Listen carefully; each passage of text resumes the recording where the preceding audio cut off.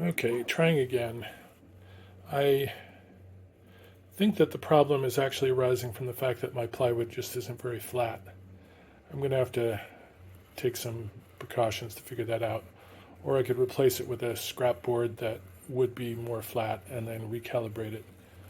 But for now, I think it's okay. I can hear that I basically drove the pen down with a little more pressure than before. And I can actually hear the pen scraping, so it's probably going to wear this pen out pretty quickly. But I think it should complete the crown with the complete line. It indicates that there's maybe over the span of the pattern, it maybe is a 0.5 millimeter off, something like that. But not. Oh, that's weird. I wonder why it paused.